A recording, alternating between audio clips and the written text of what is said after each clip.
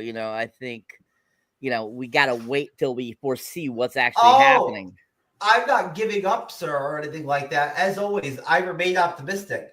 I'm simply It saying. doesn't sound like it. I'm simply stating the effect, as you just laid out. The first season of What If was pretty solid. It was worth talking about. The reviews were longer, and it felt like there was more going on in the episodes to talk about.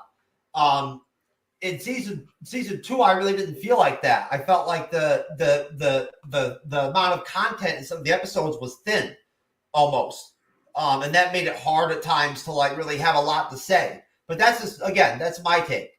Andres, it's your show, sir. So have at it. Let's tackle What If season 3. And yes, I'm optimistic.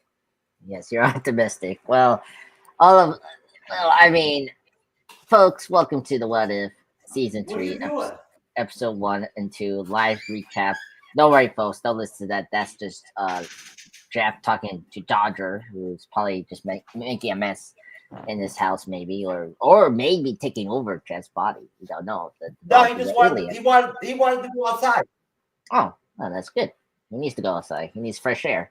So anyway, we're here again, folks, to do another awesome review on What If season 3, the season finale. This is the third and final season, supposedly, right now for the Marvel animation.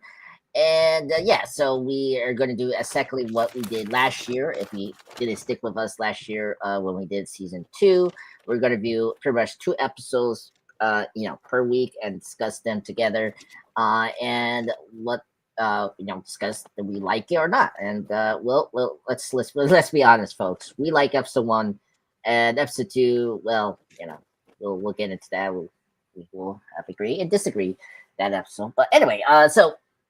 Hi guys, how you guys doing? How was Christmas? Jeff, how was Christmas for you, sir?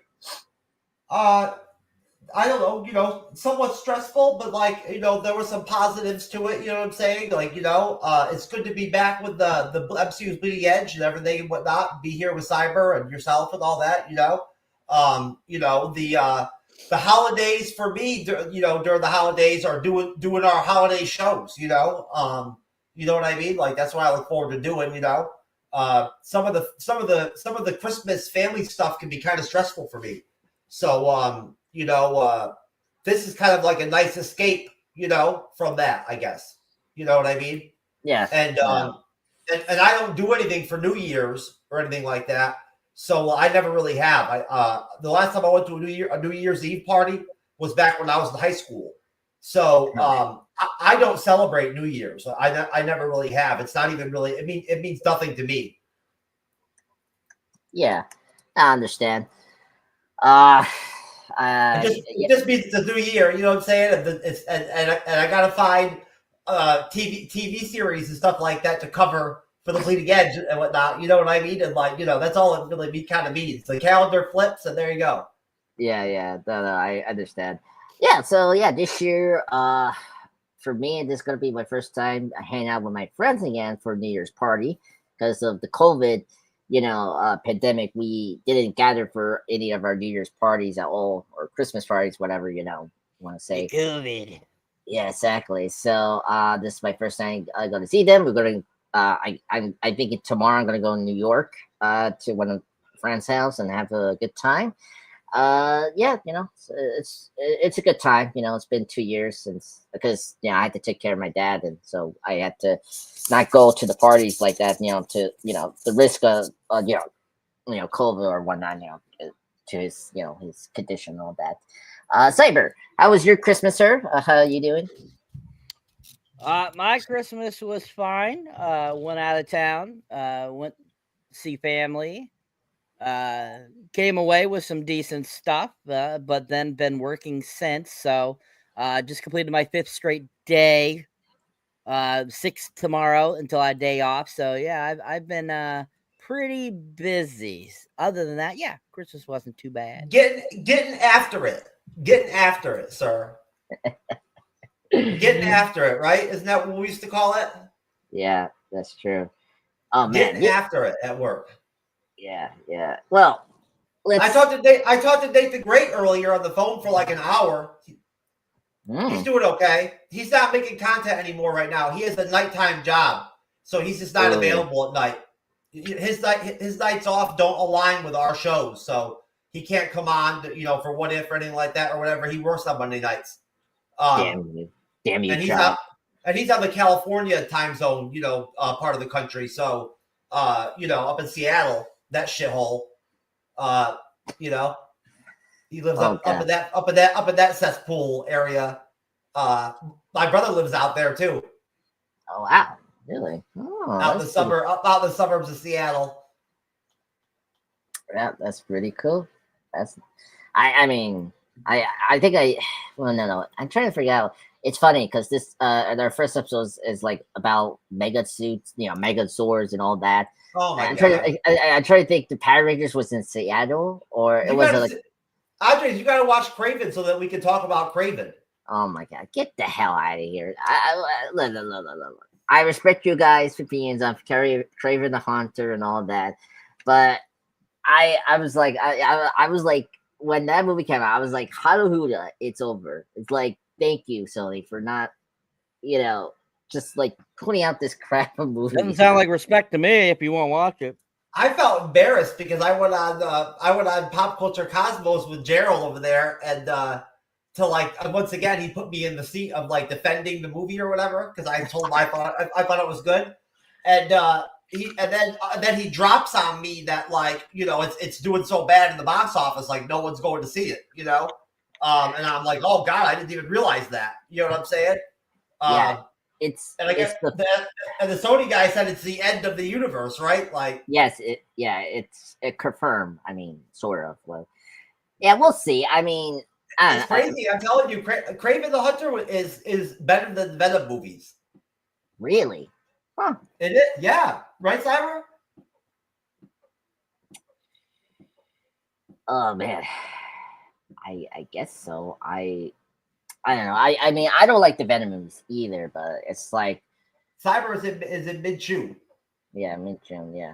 Well, anyway, I'm gonna watch a good movie. The Sonic 3. I don't know. You guys like the Sonic Hedgehog movie? I like Craven a lot. It's really good, but I wouldn't say it's better than the Venoms. Oh no, not even Venom 2. Oh no, I like a bit better than Venom 2, but I didn't think it was better than Venom 3 or Venom 1. Okay, I thought they were equal. Yeah, the thing about the Venom movies, at least I can give the Venom movies, it's like Tom Hardy is the best thing about those movies. Like, I like Aaron Taylor Johnson. I think he's a good pick. Aaron Taylor Johnson is fucking phenomenal. Any movie he's in, you gotta watch. Yeah, he's good. I mean, he's good. He's good as Craven, man. Yeah, I thought he was a good pick. Anyway, I'm excited for him to be in 28 years later, so that's great. So, I mean, thankfully he's not going to be hurt by Craven, so that's really good. I'll think about it, but I'll probably rent it on YouTube and let you guys know if I see it or not. But anyway, so our first episode for the What If is called What If the Hulk Fought the Mech Avengers. So basically, this is our anime / Voltron episode of the Avengers fighting the Hulk with mega suits or megazords I say before. So in the beginning we get this attempt. So Dr. Bruce Banner, aka the Hulk, is trying to rid himself with the Hulk as usual. If you've seen his comic book / movies, he always tries to find a cure against the Hulk persona or creature, whatever you want to call it. And so in this What If, he tries to bond himself with a huge amount of gamma radiation, but accidentally resulting in the birth of a monstrous creature known as the Apex. So basically, this Apex is Godzilla meets a bunch of Power Ranger monsters that grow very big. If you're a big Power Ranger fan like myself, that's what we have in this episode. And we see that the original 6 Avengers, Captain America, Steve Rogers, Tony Stark / Iron Man, Bucky, not Bucky, Barton / Juan Renoff, aka Hawkeye, and Black Widow / with Thor, together create enormous mech suits to counter the threat, the Apex, and they essentially try to control the kaiju creatures that Apex created the army of gamma monsters. But unfortunately, they got outnumbered and killed. And so these surviving heroes, consisted of Sam Winston, Monica Rambeau, Bucky Barnes, Mark Spector, aka the Moon Knight, Red Guardian, Melina, Sanshi, very happy to see that, and Nick. This one I was confused about. This one, Nakia. I guess she's a Wakanda superhero. Question mark. I'll actually. I had no fucking idea who that was. Yeah, like no page here. Nakia. I'm sorry. That's Black Panther's love interest. That's who that is. They brought her back. Yeah, I thought she was some other Wakanda, was it the Menage soldier or something like that? I don't know. Well, we'll get to that. So like a bunch of our superheroes from other MCU films. So and they eventually they joined together to they kind of decrease a lot of the monster attacks over the next 10 years. Let me stop there. That's the beginning part. Jeff, what you thought about this beginning part of the origin of these like kaiju and stuff? Okay, I don't. All right, straight up, I don't like the whole. I don't care. The kaiju shit I guess is cool, but like, I don't like the layout of the Avengers team in the episode. I dig Sam Wilson's in it. Like, I'm glad they finally did Sam Wilson in What If. That's great. You know what I'm saying? Captain America's there. That's great. You know what I mean? Like, it just shows you, like, when they do finally do the Avengers again in real live action, what's going to work and what's not going to work. You know what I mean? That, Captain America's going to work, right? Like, with Sam Wilson. That part I liked. The friendship where they're recreating, the scenario based off of Captain America, Winter Soldier. You know what I mean? Like, that the banner of friendship or whatever, is like interesting. I'll give them credit for that. I like how they twisted that around and used that in the episode. But I don't like the ripoff of the fucking Thundercats, or whatever the fuck you want to call it, like whatever the fuck you want to call it, the mech suits or whatever and shit, like the anime mech suits and shit. Come on, bro. Like, you know what I'm saying? Like, like, I don't know. Like, I just didn't really want to. That's not a direction I ever wanted to see for the MCU, for the MCU superheroes. They're superheroes. Like, they fight live action. You know what I mean? Like, I don't want to see them in suits. You know what I'm saying?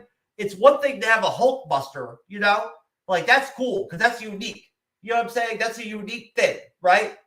But hey, having everybody in a suit, I don't know about all that. And Monica Rambeau lost a lot of credit because of the Marvels. So she's really got a lot. She's gonna have to redeem herself a lot. You know what I'm saying? Before, like, we get to the real live action Avengers film. I'm glad. I mean, I guess I'm glad that they brought back Bruce Banner. I guess they're moving forward with the characters for What If Season 3, and it's going to be all like the Phase 5, Phase 4 characters that are going to be in the episodes, right? And that kind of sucks because, like, I wanted to see more of, like, the old school characters coming back. I did. I was hoping that they would bring back some of the older characters still. But I guess it makes sense that they want to try to keep it more current. Was that Moon Knight on the Avengers team? Yes. Yeah, that was weird. That was weird, man. Yeah, I know. That was so weird.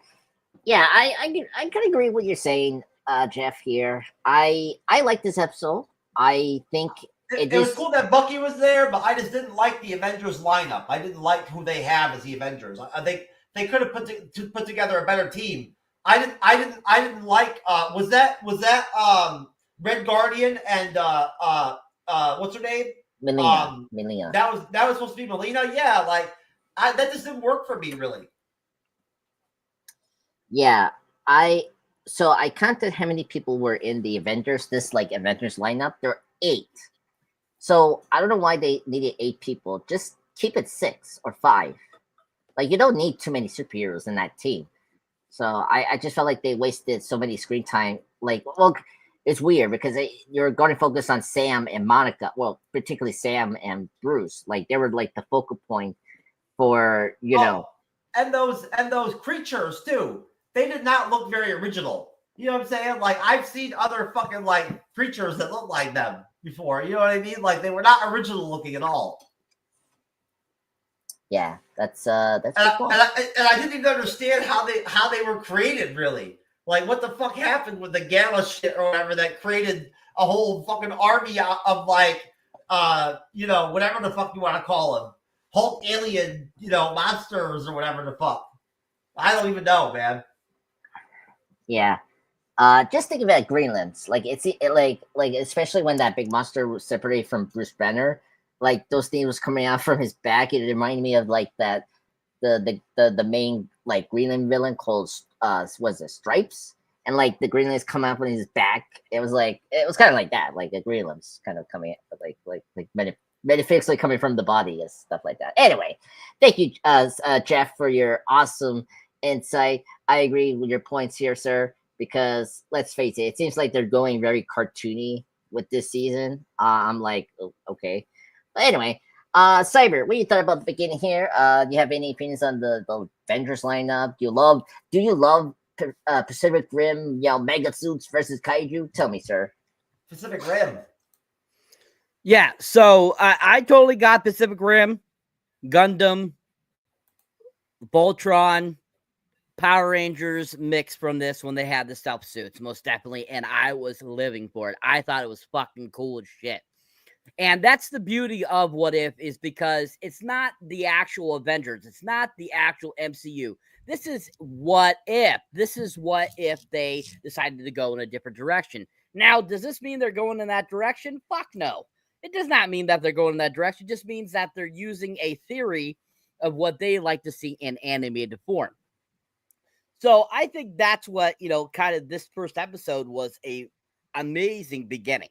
Absolutely loved it. This beginning was really fun. Getting to see kind of that Winter Soldier remake. That was hilarious. I was kind of cracking up going, really? You're redoing the beginning of Winter Soldier? I'm like, that's kind of hilarious. Having Sam be be Captain America like in that film, and then Mark Ruffalo as Sam was in the first film, and I just kind of cracked up at it, and I'm like, okay, that's hilarious, but at the same time, it's like, I don't feel it has the same feeling as the original film. So definitely, yeah, it's a what if. But I thought that it was a solid start. I mean, like I said, those mech suits were freaking awesome.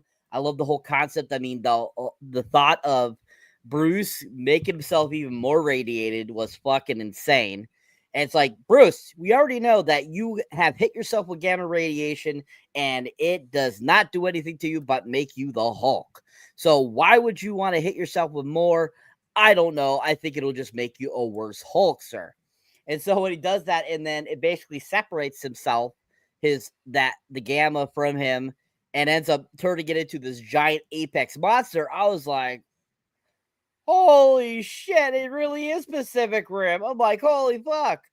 And it was hilarious because I also was kind of getting, like kaiju vibes, and of course, kaiju, what else would you think of kaiju? Godzilla, monsters like that and shit. You're just like, wow, this is just taking it from Marvel to Godzilla world to Monsterverse world. And you're just like, this is freaking epic. And, the creation of the other creatures that are kind of like the Apex Predators minions. I thought that was hilarious too at the same time, because I was like thinking to myself, like, well, yeah, you would have minions to help you fight a war or to take over. And I mean, making them kind of look like Rock Monster, the kind of small versions of him, I thought the design was okay. It wasn't the greatest, but I don't think it hurt it at all. I think it still got the point across of having these little minions that were your sidekicks that are helping you try to take over the world. And so I think that the Apex creature looked freaking awesome. He like had the glowing gamma coming out of his shoulders. He had the big horns. Kind of made me think of Suitor Surtur from Thor 3, Ragnarok, that Oh, Thor fights in the beginning of the film. Surtur, however you say his name, Surtur. so Uh, that's what it's yeah, called. and his horns kind of made me think of his helmet that Thor ends up taking after he defeats him. And I just thought that was like such a cool concept, very Godzilla like, very Pacific Rim like, and just really solid start off. I really was enjoying it, and it just really gets the episode kicking. Really well done. Very great beginning to this season of What If. Thank you, Cyber. Yeah, I was just looking at my, I was checking like Easter eggs and references because I don't know if this was intentionally on the Hulk monsters. Like they look like, I mean, I don't know if you guys are big Fantastic Four fans or whatnot, but like there's a villain called Mole Man, and like he has an army, like he has these like rock kind of monsters. If if you guys are Fantastic Four fans, I don't know if they took those designs and mixed that to the Hulk, you know make them into like those kind of rock things. Also they remind me of the Abomination. Like if you remember in the Abomination design, like particularly his like classic comic book accurate design that we saw in Shang-Chi and She-Hulk. Like he looks very like a fish, like a scaly kind of skin. I don't know if they took the Abomination design and mix it to like these creatures, which if they did, I kind of like the designs. I wasn't that bad about it. I really like it. I like the Apex design. That was really cool. Like he reminded me of like the classic Godzilla monsters you saw in, I think there's one monster like I don't know, Monster Zero or something like that. But like it was really cool that they went, to that like very like Godzilla designs, and I thought they were pretty good. Okay, and I just want to throw out some like references here that was kind of cool. Little nods here and there. Like particularly Tony Stark's hair, his long hair is a cool nod to the original 1994 Iron Man cartoon. If you saw that, that was really cool. Honestly, the Avengers cartoon that's in this episode, obviously it's like harmonizing the classic 80 cartoons that we all watch, like Power Rangers, Voltron, or Transformers, in that style of like the mega, you know, you know, robots that we're discussing here. Obviously, great that Cyber brought up on your left, mirroring the Captain America Winter Soldier thing. So that was really cool. So let's get back into the episode here. After 10 years of the Gamma War, that they call it, the Apex remerges. Like classic Godzilla thing, they like hibernate and they kind of like reemerge after like getting like fully recharged and like killed from their recent attack. So the reluctant Wilson seeks Banner's help, who lives in a hidden on a remote island. Of course, Banner refuses to get involved, though he provides Wilson with the Mighty Avenger Protocol. Very cool, which he originally created to stop the Hulk. Now, using the protocol, the heroes' mechs combine into one powerful mech. So basically, it's basically Power Rangers mech. Like if you watch Power Rangers, like it's like, oh my god, the monster is grown, and it's like, okay, the Power Rangers are like, we need to buy our mechs. That's basically what happened here. So basically, the Avengers combine their mechs together into one big ass mech suit, which is awesome. So that's what happened. But the Apex is too much for them, and so the machine, despite the Avenger Protocol did very well, attacking the army of Gamma monsters, it wasn't enough to stop the Apex, the Gamma leader that we were following. So let me stop there. Cyber, you're again. So what you thought about this midsection where Sam is getting help for Banner how to defeat the Apex, and then of course seeing the whole like Mighty Venture Protocol into fruition, seeing the mechs combine. Tell me about your thoughts on those that section. So very entertaining. Once again, totally made me think of Voltron. made me think of the original Transformers cartoon when they take 5 of the characters and turn them into one big robot. Totally made me think of that, hands down. Totally made me think of Gundam too as well. And it was just so fucking cool. Absolutely loved it. I thought it was so awesome. And I just thought that it looked really cool. I thought that how it fought was really sweet. And I think, them thinking that, that would help against the Apex Predator. I was thinking to myself, it's gamma radiation. Okay. We all have determined that gamma radiation is the far superior, ability of any, creature in the MCU, and that gamma radiation gives unbearable, power to its creations. And so I was thinking, I'm like, but they might have a good chance. I mean, the Hulkbuster did a good job against Hulk in Avengers Age of Ultron. And, but it still didn't really defeat him. It was able to kind of slow him down. And that's what I was thinking here when they assembled it finally. We got that, the whole like Sam being, kind of, reluctant to ask Bruce for help. It kind of cracks me up. Kind of makes me think of Tony trying to get in touch with Captain in Infinity War. Because of their falling out. Because if you think about it, it's kind of like Bruce and him kind of had a falling out when this happened, and he created the Apex Predator and killed the, unfortunately, the other Avengers. So, it kind of made me think of that a little bit too at the same time. And I thought it's a nice little reference to the original Avengers, kind of the other movies and stuff like that. And I think they did a good job of that. Like in this episode, they gave us a lot of references to other films and so forth too. And I thought that was really fun.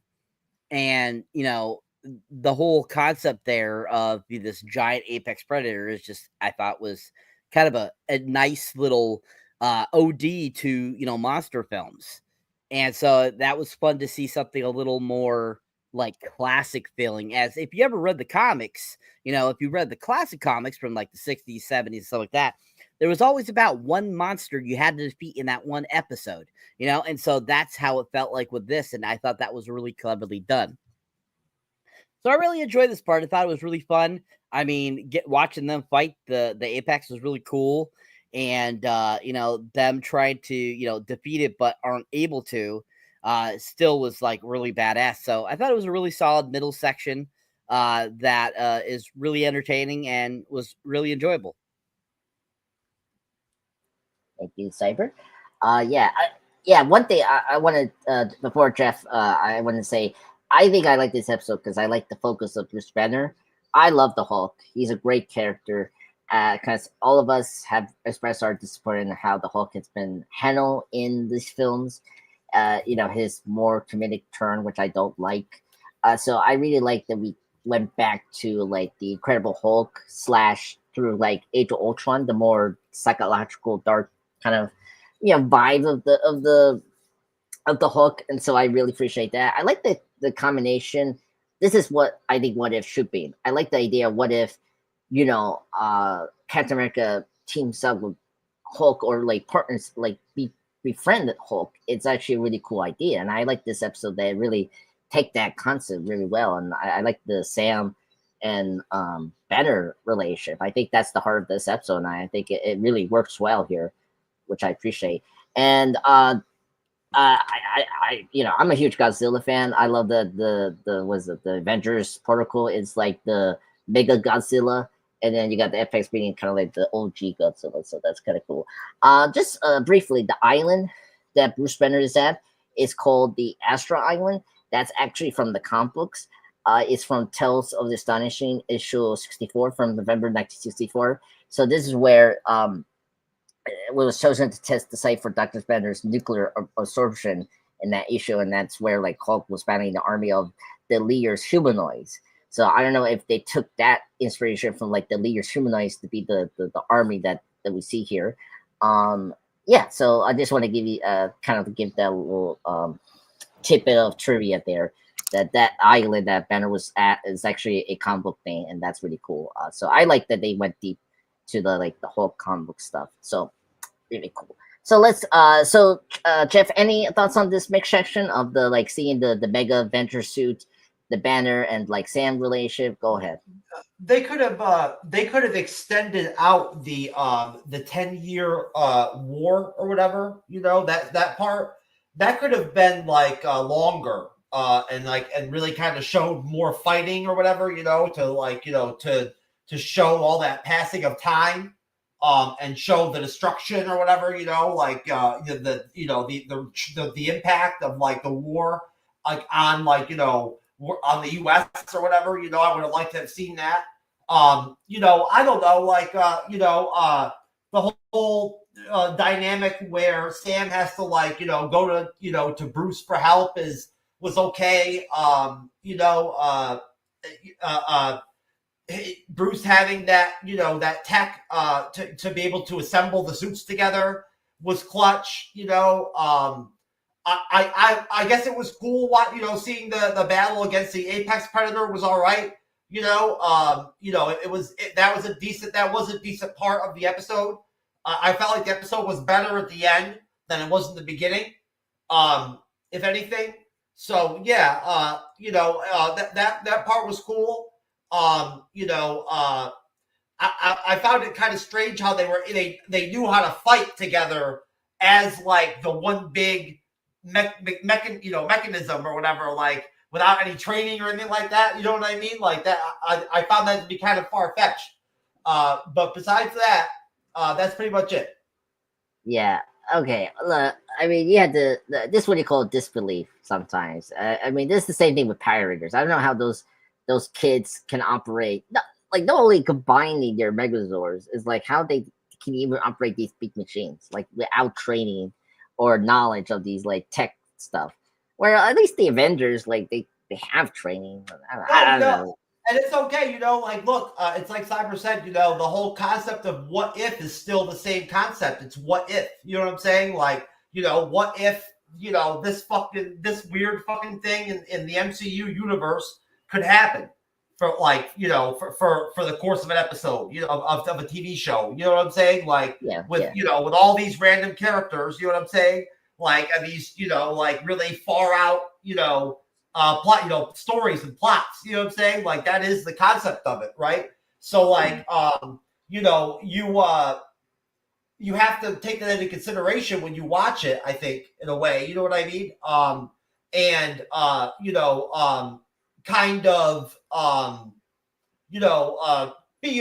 Keep an open mind, towards the, what they're doing with it. You know what I'm saying? That's all I have to say. Yeah, I agree. I agree with Saber as well. I mean, this makes sense. I mean, come on. Think of it Pacific Rim style, folks. Just believe in that. Okay, so we're at the the final part of this episode, where our heroes are pretty much down, and then they get this part I actually did like. Is where Banner decides to assist the team. He does the same thing that Wilson did to Steve in Endgame, and say, "I'm your left." Really cool. As again, we've been discussing, calling back some of the movies. That was really cool to call back Endgame here.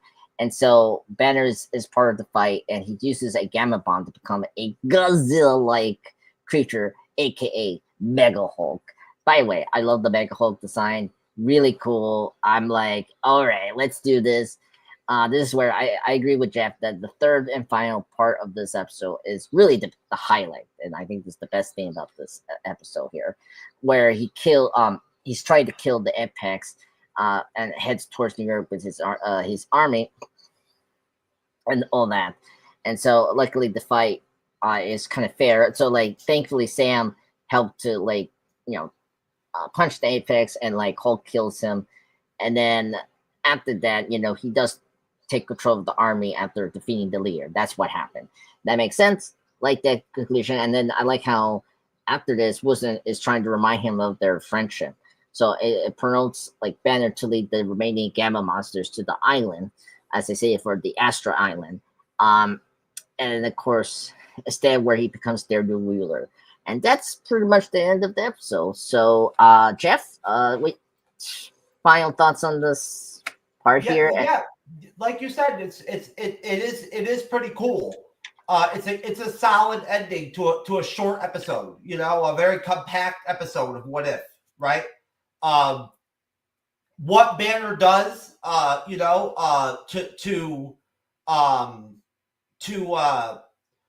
fix the problem, to help out, to fix his own mistake, is like to sacrifice himself, like he makes the big move, like the hero move, so like, at first I thought he was going to kill himself. That's what I thought was going to happen. But the fight between the kaiju, the Apex kaiju, and the Hulk, the Hulk with the tail, was good. You know what I'm saying? Like, Hulk pulling out those I-beams and shit, like right there at the end or whatever. That was pretty solid. I thought that was pretty solid. That he just melted the motherfucker. You know what I mean? Like, like that's how he beat him. It was kind of cheap that he melted him like that. Like he didn't beat his ass. He had to melt him. You know what I'm saying? I would have rather seen him beat his ass, like personally, you know what I mean? Like break his neck or something, than melt him, But instead, he had to melt the motherfucker. So he melted his ass, you know what I'm saying? And then, and Sam talked to Sam talked to Gigantic Hulk's eye. Gigantic Hulk's eye was like looking at Sam, you know what I'm saying? I'd be creeped out as fuck if that big eye was looking at me. You know what I'm saying? I'd be like, what the fuck? Get out of here, dude. You know what I mean? Like, for real. That shit would scare the fuck out of me, bro. Sam was just like, oh, whatever, bro. What's up, bro? You remember me? I'm Sam. What's up?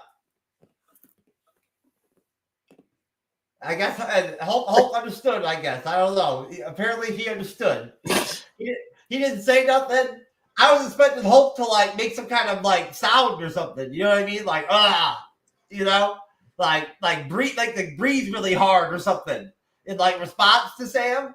You know what I mean? Like to like acknowledge that like he understood him or some shit. I was expecting Hulk to like, shake his head or some shit. Like or whatever. But he didn't do nothing like that. He just turned his head like a boss and walked into the ocean. Where he's going, who knows? We don't know where he's going. But he's taking his minions and they're leaving.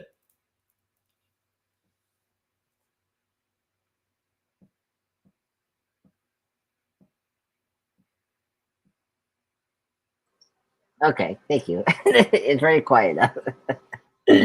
Well, thank you, sir. Very quiet, sir. Yes. Anyway, I'm just looking at the comics here. Life Rewire Brain Injury Podcast. Welcome, sir. I hope you joined this podcast. That's one of my TBI survivor friends from Facebook. Okay. Well, welcome, sir. I hope you're gonna enjoy more of the live feeds later this 2025. Cyber, your thoughts on the finale and the cinematic glory of Kaiju Massacre? It was badass. Absolutely loved it. It was action-packed. It was fun. It was entertaining. Him becoming that giant-ass Godzilla-like Hulk was freaking insane. Seeing his size versus the other Apex was like freaking awesome looking. It was kind of like, when Godzilla had to fight the three-headed Ghidorah in Godzilla King of the Monsters. And that was just like freaking awesome. And when they went to battle and shit, that was just really cool. And then him melting him was like freaking sweet. Absolutely loved it. Even though, I agree with, Jeff that it would have been cool to see more action, more fighting, having to beat the snot out of him. I still think that the melting was just as cool because that was such a Godzilla reference, him basically melting him with gamma radiation, which is what Godzilla is too. And so I think that was just freaking sweet and like doing that. And then he like basically controls now the giant army and you're just like, what? And then when Sam's like trying to, calm it down, kind of like, in Avengers with Black Widow and Hulk, sun's coming down, it's kind of like that kind of thing going on, and the big eye looks at him, and you're just kind of like, okay, what's gonna happen? Is he gonna smash him? What's he gonna do? And I thought that would have been hilarious if he accidentally like smashed him or something. I would have been laughing like, oh well, that was not a good ending. But yeah, him like staring at him. I thought about that, Cyber. I was like, what if he just fucking crushes him? Yeah. And then he like walks away into the ocean, leading the minions down with him. I was like, freaking sweet.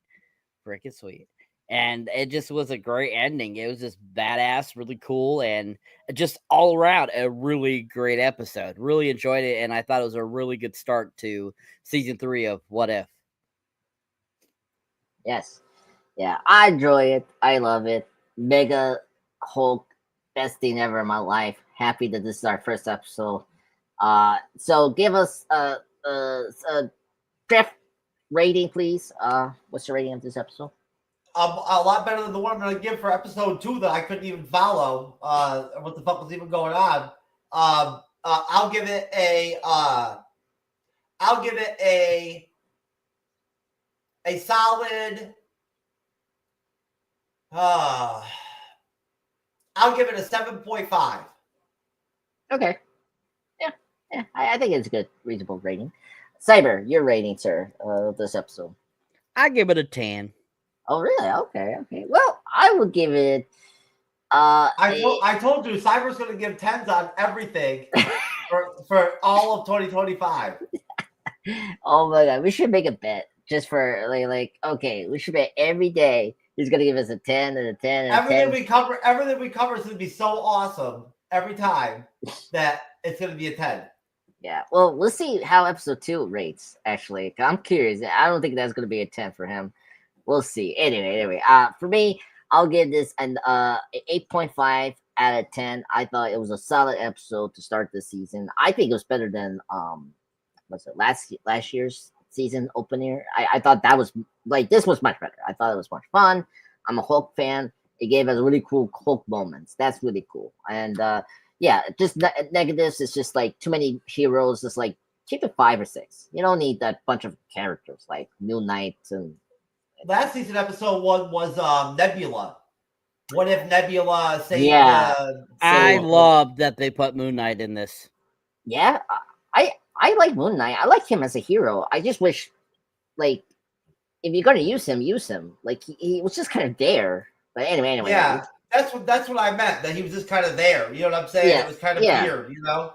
Yeah, that's. I understood where you were coming from, Jeff. Like it was the same thing for me. It's like why he's there? He's just there. Anyway. And I don't think of him as an Avenger either. I think of him as just like kind of like a character that's in the mystical, supernatural kind of realm and does his own thing. You know what I mean? Like he's not really a team player. You know what I'm saying? You know, he's more of like a Midnight Suns kind of character. Yeah, I know. It's weird. If this series did continue, like it'd be kind of cool to see a What If Midnight Suns episode, but we'll see. All right, don't get me wrong. I'm sure he probably was a reserve Avenger at some point or something like that in the comics. I mean, fuck, at one given time back in the day, with the Avengers, like almost every fucking Marvel superhero out there was a reserve Avenger. You know what I mean? Like, you know, like that was like a normal thing. You know what I mean? Oh so, yeah. Like, you know, so like I don't know, maybe he was an Avenger, you know, like a reserve Avenger at some point or whatever. But I don't ever remember Moon Knight ever really being an Avenger. No. Midnight Suns or maybe Defenders. I'm trying to think he was in Defenders maybe, but I don't know. No, he wasn't in the Defenders. Yeah, I don't know, like he was here or that, but yeah, mainly the mystical, like supernatural Marvel stuff, as you were saying for Jeff. All right, let's get into episode 2 because I'm with Jeff. I just did not care about this one. What if? So folks, you enjoy episode 1? Check out the half we were talking about. So now we're going to enter into episode 2. What if Africa went to Hollywood? Now you thought it could have been fun.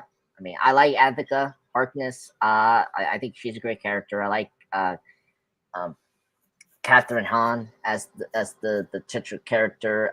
We got Kingo as a character here, which is great. I actually like Kamala Najani. He's a great actor. I thought he was, at least the the fun aspect of Eternals. I know a lot of us don't like the Eternals movie, but I thought he was a good part there, as some of the other Eternal characters that we like over the main ones. But yeah, so the beginning of this episode, we got Harkness plans to intact the enchant. That's what I say. Enchant the magical ritual to what's that? Chipon or absorb the power of the celestial barrier on the Earth's core.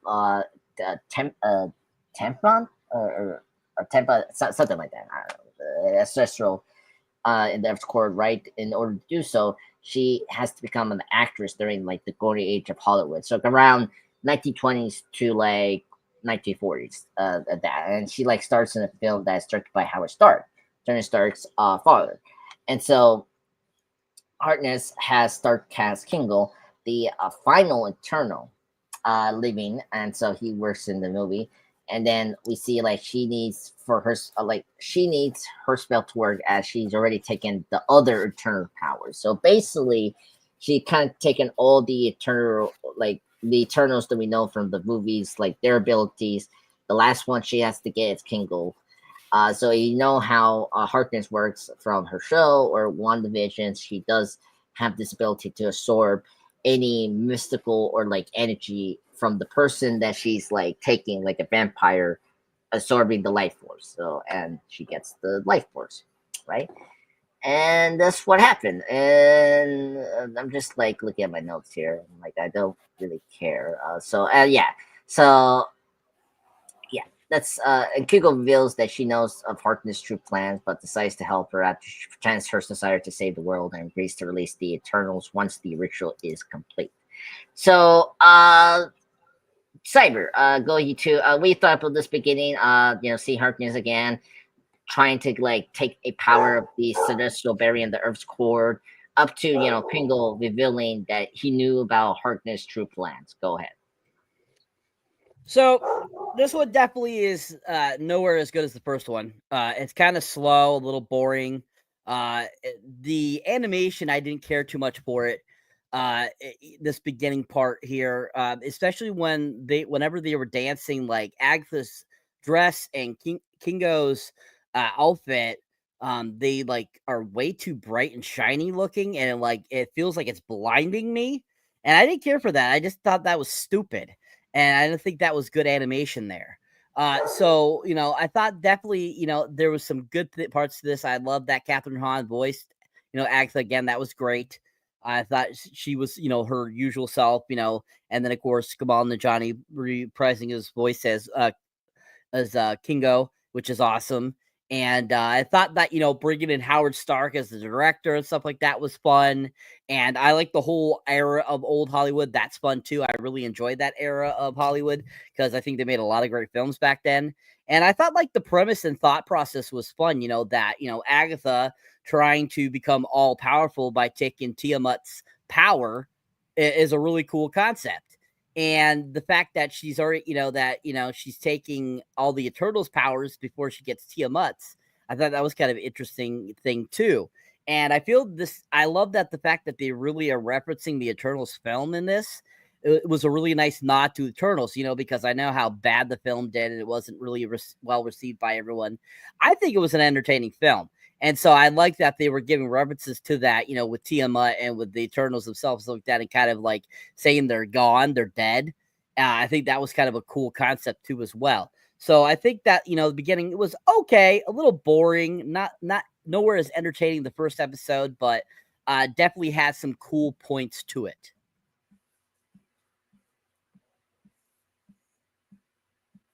Thank you, Cyber. I thought the beginning part was very boring, and I mean I was into it until they started doing the dance and all that. That's where I kind of dozed off, and I was like, yeah. Jeff, I know you. Yeah. Anything you want to say? What Saber say you want to add in? Yeah. I mean, I'll add in a little bit. Basically, I didn't quite understand until Cyber and you explained it that that she stole all the Eternals' powers, and that's how she had like those powers or whatever. I don't really like that because her energy absorption powers are mystical. They're like they're based off of witchcraft. You know what I'm saying? Like they're not like energy projecting type like absorption like powers. She doesn't have that skill. Like that's not an Agatha Harkness ability ever that she's ever had. Her ability to absorb energy is only that witchcraft energy, that like magic that they have. So I don't know how she would have been able to just take the Eternals' abilities like that. You know what I'm saying? Like I don't know how that would have worked. That doesn't really make a lot of sense to me. I don't have a problem with the fact that they brought back tropes from the Eternals to have that what if. Hey, you know what? The Eternals is an MCU film. So it's fair game, to delve into that corner of the MCU, right? Would I like to have done something different with it? Yes. I do like the era they're in, like Cyber said. I do like the concept of that it's movie making and like this era, of like old Hollywood or whatever with Howard Stark directing and all that kind of shit. That whole deal works at first, that works. Like I get all that. And I'm like, okay, that's cool, like this could be okay. But then when you throw in like the whole making of the movie and all that stuff and Kingo and how the fuck Kingo was like the least powerful Eternal, right? Like how the fuck is he the only one that is the last one or whatever, you know what I'm saying, to get his powers taken or whatever, or whatever the fuck he's doing. So that's all I got. Yeah, I agree. No, that's a good point. I'm like, who was the most powerful of the Eternals? Was it Circe? Yeah, Kingo was the weakest of all the Eternals when it boils down to it. As far as what he could do or whatever, Sprite was more powerful than him. Yeah, like she could easily create illusions, and that was like more useful. Yeah, I agree with that. That is weird that they out of the Eternals they picked Kingo. But, I mean, I guess because he's the actor. Yeah, exactly. He's an actor, and it makes sense. Another one. I'm just thinking about other things you brought up, Jeff. Yeah, the story powers of Africa. Now we don't know in the show in the shows, right? It's witchcraft, as you say for.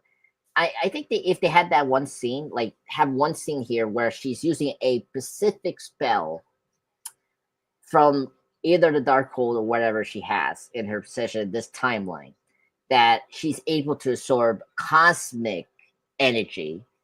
So it made more sense that she's taking these eternal powers, because if she's using a specific spell that can able her to absorb. I've never heard of any spells before, and exactly in Marvel Comics that affected cosmic universe powers and things like that. I've never heard of that. But that's what I'm saying. If they wrote that in this episode, that's what I'm saying. Like if they wrote that in this episode, it made more sense in the narrative of the story. But what if it's supposed to stay within the reasonable lines of the Marvel comic books, like realities? You know what I'm saying? Yeah, in the MCU. Yeah. No, I understand. But I mean, again, as Saber said before, this is what it you don't know how powerful Africa is at this point. But yeah, I agree with you, Jeff, about that. That was very weird that she was able to do that with the Eternals, but whatever. I mean, they didn't explain that. We didn't have time for that, so whatever. The Eternals don't have powers like that. Most of them don't have powers that can just be shot, like a projectile, you know what I'm saying, like a beam. You know what I mean, like of energy or whatever. They don't have powers like that. Yeah, it's only what, one or two. I know Icarus can do that because he has the Superman light laser beams. That could happen.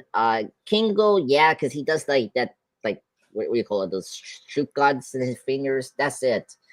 The rest they have no energy stuff. Like they're like illusions or something like that. But yeah, Yeah. yeah, They're like, it's create that weapons out of thin air, super strength, you know what I'm saying? Super speed, super engineering ability, you know what I mean? Like, and all that. yeah. Mind control, you know what I mean? Like, there's they don't have like offensive powers that you would like absorb. Yeah, it is very weird. That's definitely the flaw of the story there. I don't know, I mean, it could have been cool if they did like a twist here that she was the Eternal, like she like instead of making her be still the Africa we know from like the 616 MCU. Say that this universe, this like what if episode, she's like an eternal that can absorb other Eternals' powers. Then it could have made more sense. But See, the last thing I'll say, Andre, is that like this just reminds me of how I didn't like in Agatha the live action her relationship with Death, because in the comics Agatha was never a cosmic entity. You know what I'm saying? Like she was never her character never was never that powerful or whatever to where she would actually hang out with like cosmic entities like Death. You know what I mean? Death was Death was never an earthbound character in Marvel Comics when I used to know about Death. Death was a cosmic entity. Like a set like you know what I'm saying? That hung out in space with like Eternity and shit like that, and the Watcher and shit like that. You know what I mean? That's what Death did. You know what I mean? yeah. And so I didn't like that connection to begin with, right? So I don't like this cosmic angle that they keep wanting to do with Agatha Harkness's character. I don't like it. Yeah, no, I understand. But yeah. We'll see what they do with her. But yeah, I mean, I don't know. Just I didn't mind the whole real Attica relationship, but like I do agree with you about this whole cosmic thing. I mean, it's tough to write. Like she has probably the most OP power, right? And like it's tough to make it consistent from what we know from One Division to her own show. So let's get into this. Let's run through this episode. So after knowing the truth and all that, right? Like listening Kingo's betrayal, right? What was help me out, guys. This the celestial judge, Emerson. This the science Erishman. Thank you. The science to destroy the Earth. So this like motivating Harkness and Kingo to like enact like a ritual upon the like celestial rival. So when he arrives to Earth, right? They get help, also getting assistant help as well from Stark and the human Jarvis, of course, played by James the Artist. Great actor. Very happy to see the human version of Jarvis from the Agent Carter show, which I really like. So Harkness takes Kingo's and the celestial that's on the Earth's core's powers and become a mega celestial. Now, this where I kind of like the episode. Like I visually when she became like the like these celestial in outer space, I thought that was pretty beautiful. I thought that was a great animation. I thought that was the good aspect of that episode there. And so yeah, so let me yeah, like and then after that, we get this like really cool constant battle of Africa versus Harishman. And then this is where it was kind of cool, just like calling back from previous movies or TV shows, right? I like that she used the same thing that Wanda did to her, right? She used some spell to like make the judge, the celestial judge, not to use his abilities. Like he couldn't use it because of the spell that she like throw in the space skies, and so she was able to absorb him. So let me stop there. Jeff, what you thought about that section? Seeing like this, huge, Africa. Not a whole lot, really. They lost me. They lost me at that point in the episode. I was having a hard time staying with it. The story. I was falling in and out kind of with it. So like I didn't really care for Kingo in the episode overall. Like, I didn't feel like he really did a lot for the episode. Although I don't have a problem with Kingo as a character in live action. Like, he didn't bother me in the Eternals movie or anything like that. I didn't mind him, you know. He was all right. You know what I'm saying? I would agree with Cyber. Although my date did fall asleep during the Eternals, like I was engaged with it throughout the whole film. I just didn't like it in general. I was still engaged with it though, the whole film. Like I was entertained or whatever, you know. I just didn't rate it very highly because I really did not like it. I thought it had a lot of flaws. Too many flaws versus strengths, you know, overall as a film. I felt like they had too big of a cast of characters that they were not able to distribute an equal amount of time on screen for the characters to all like have, you know, developmental, you know, type paths, like, you know, throughout the film. You know, like you know, that was what but my main gripe. That I felt like the villain in the Eternals was not a good villain. I didn't like that either. As far as this section of the episode, I mean, I guess it's cool that they copied the Eternals scenario with Arishem, like, you know, wanting to, like, you know, come down and destroy Earth or whatever. But again, like, I wasn't really sure what Agatha was able to do with Kingo to get so powerful and become cosmic. But like seeing her become cosmic was just kind of weird for her as a character for me. Like, that's really like that's OP power level for her. For her to like get her to take her that a character like her out of all the other characters out there in the MCU to make her that OP in a what if episode to where she's fighting a fucking what do you call it? You know, what are the creators of the universe? You know what I'm saying? Like, you know, like dude, the fucking the Celestials are OP. Like, they're the OP of the OP. Celestials are. They're the most OP motherfuckers in the Marvel universe. The Celestials are. And she was that powerful that she could fight a Celestial, you know, and like won the fight too. I don't know about all that. Like, that shit was a little bit crazy, bro. But whatever. Yeah. Yeah, I agreed. I like the Eternals. I didn't mind it. I don't hate it as like a lot of people does. I thought it was a visually like it reminded me of Man of Steel. Like it had a really great like atmosphere. I thought the special effects was good. I like certain characters. I just wish they had more time to focus them. Like the speedster in the Eternals, was it? Yeah, I know. They only used her right in the last like 10 minutes of the movie. You know what I'm saying? Yeah. Like, you know? Yeah. So I agree with Cyber. Like I'm happy that we're getting like a little bit like pay off the Eternals movie. Like you know, I know we're not talking about Captain America 4, but like the reason I'm a little excited for that film is like we're now addressing the, you know, the Celestial that came out from the like the core, and like that's going to introduce, you know, the adamantium and all that. Like, I'm happy they're using like, you know, that from the Eternals, you know, right, to pay that off, you know. So I'm happy that we got like an episode here to focus on the Eternals.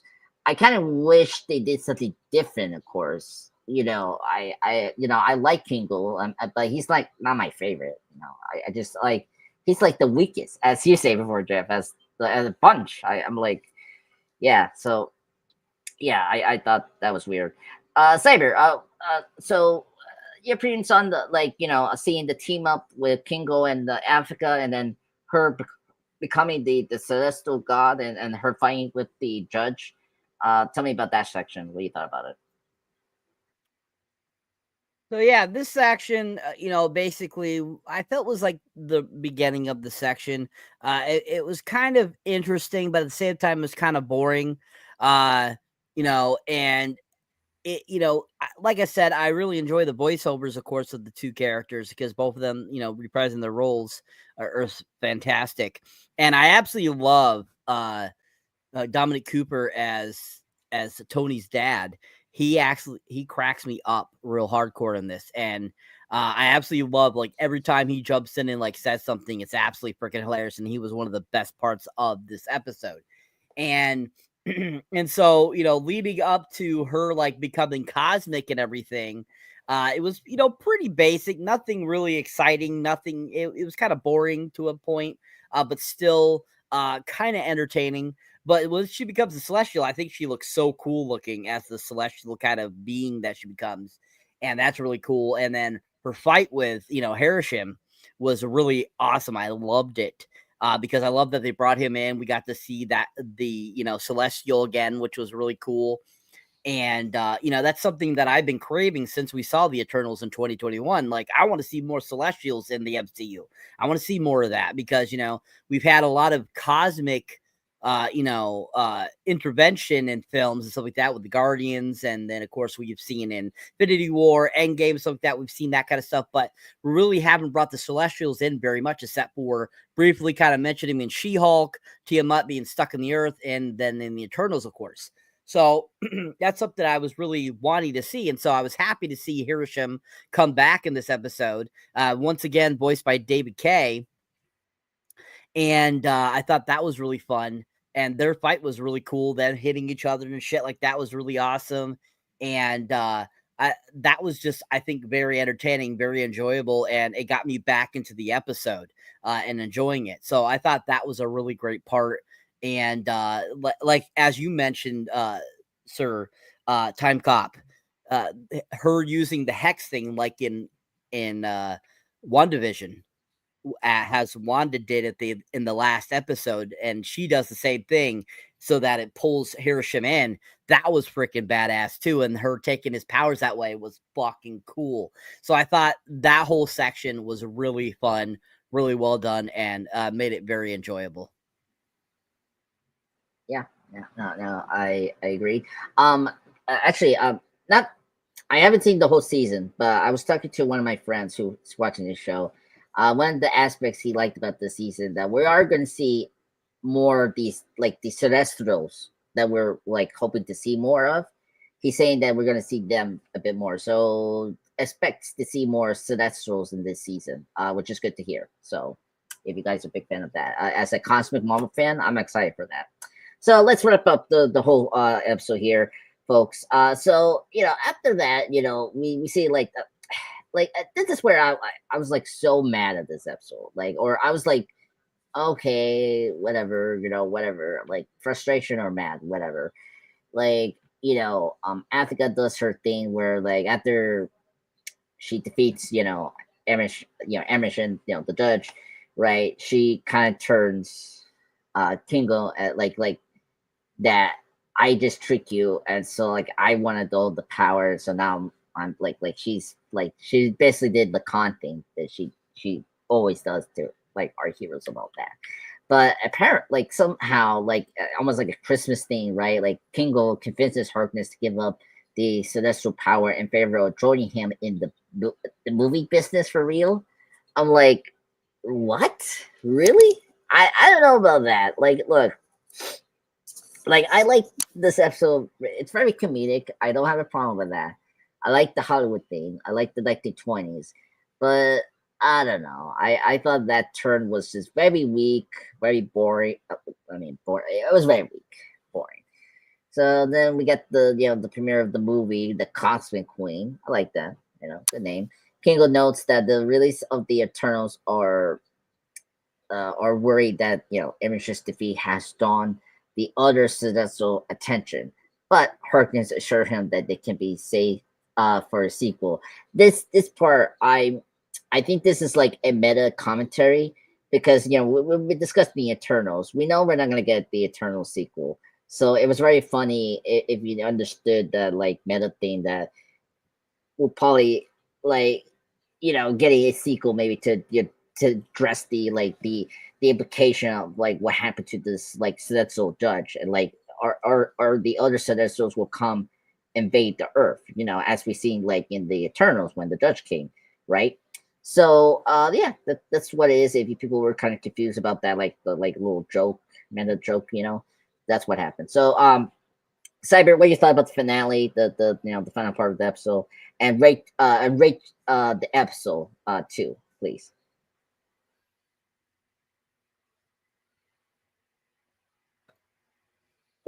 I hope not, Iceman.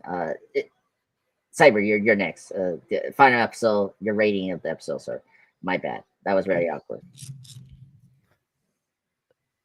So are we with the ending and then our and then our rating? Yes, correct. Okay. Yeah. I mean, so the ending of the episode is pretty basic. It's it's kind of funny.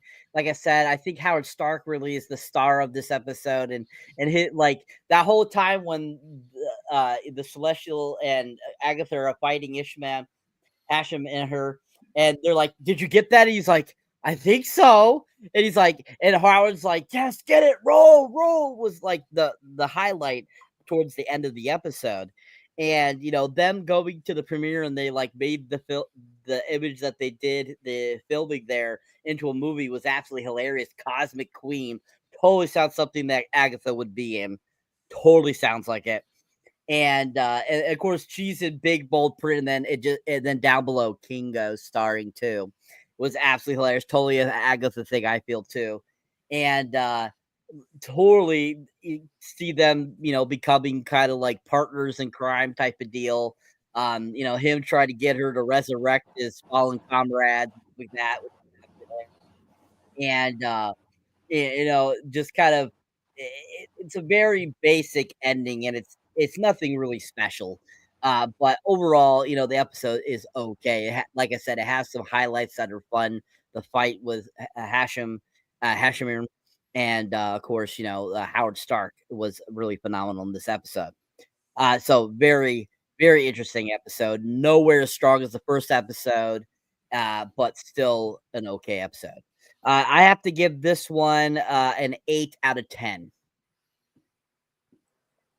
Very reasonable. Jeff, your final thoughts, and just jump into your rating, sir. Yeah, not much. I was lost with the ending. I didn't really completely understand what was going on, so I was a little bit confused as to what exactly was happening. It is interesting. That they left the Eternals hanging by never doing another film. That they left that vacuum there. You know what I mean? With these characters and with Star Fox, Thanos' brother, and Pip the Troll and all that, and Tenement, and they left all that wide open. That is interesting. I don't think that they're ever going to follow that up. You know what I'm saying? And I don't think we're ever going to see any of the Eternals characters ever come back in live action again. I don't think you'll see any of them. That's just my take right now. I don't see any of them popping up. But we'll see. You know what I'm saying? I guess you could never know. I'll give the episode a 4 out of 10. All right. Yeah. We don't know. The future of the Eternals is unknown, so we're not. I mean, I guess I heard, Andres, that episode 2 of What If was not a good episode. I had been warned already. Yeah, I was hearing that too. I was like, ugh. But I heard the other episodes are great, like especially towards the end. Like they did like cool things. Yeah, I'm excited to see since they're moving into this territory of these newer characters, in What If. I'm excited to see, them using some of maybe the X-Men characters and stuff like that. You know what I mean? Yeah. Now that they can, you know what I'm saying, kind of do that, Yeah. I'm interested in seeing who they'll use, Yeah, and oh my god. Maybe Brie. I don't know. I don't think there'll be any Captain Marvel. That's my prediction right now. There'll be no Captain Marvel. Brie Larson in What If season 3. Yeah, I hope Miss Marvel pops up because I like Miss Marvel and I think she should be in the season 3. I think there's a chance that you might not even see Captain Marvel in the next Avengers film. Maybe that could happen. I'm excited to see Shang-Chi I'm very excited for his episode. The what do you call it? The Western episode. I like Shang-Chi in the movie. I love that character and his world. So I'm excited that they actually giving it a goddamn time to develop, like take attention to that universe. So I'm happy about that, and I'm excited for the X-Men stuff. I like Shang-Chi the character. I did not really love Shang-Chi the film. Yeah, the character itself. Simu Lee, Simu Liu or whatever. I like him. Yeah, he's good. So I'm excited to see what they're gonna do with him. And it's unfortunate that it's going to take so long for them to finally make a sequel to his film. You know, it's unfortunate. Yeah, I know. After the multiverse saga. So my rating will be for this episode 6 out of 10. I thought this is the weakest, but not bad. I will watch this over the other week episodes. What if I cannot name them right now? So it's not that bad, but it's like whatever. You know, it's very filler, I gotta say. So I just want to say thank you guys for joining us for this What If the first review of the season premiere / episode 2. Thank you guys. I just want to give Jeff thank you, Jeff and Cyber here for being great your hosts. I just want to say happy Festivus and Happy New Year, folks. I just want to say thank you so much, bottom of my heart. This was a fun, fantastic 2024 year for me with the MCU Bleeding Edge crew here. I'm so grateful and very excited for 2025 with these two amigos. The craziness. I hope Shakira